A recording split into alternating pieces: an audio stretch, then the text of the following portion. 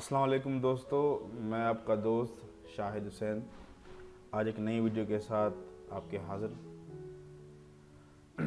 आज मैं आपको बैकग्राउंड की पिक्चर चेंज करना सिखाऊंगा।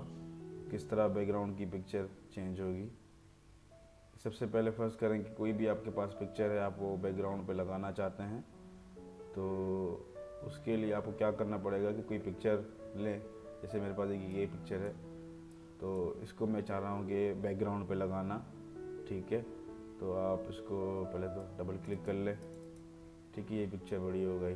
ठीक है, इसके बाद आप क्या करें, राइट क्लिक करके save as a desktop background पे जाएं।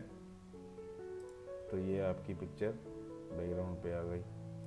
देखें ज़रा, ये पिक्चर आपकी बैकग्राउंड पर आ गई।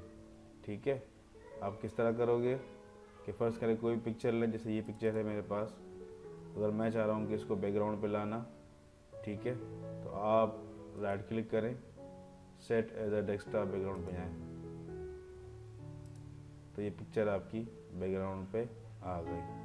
ठीक है, इस तरीके से आप बैकग्राउंड के पिक्चर चेंज कर सकते हैं। और आपको मेरी ये वीडियो पसंद आई तो बहुत बहुत शुक्रिया, और इस वीडियो को लाइक करें, शेयर करें और इस चैनल को सब्सक्राइब करें। बहुत बहुत शुक्रिया।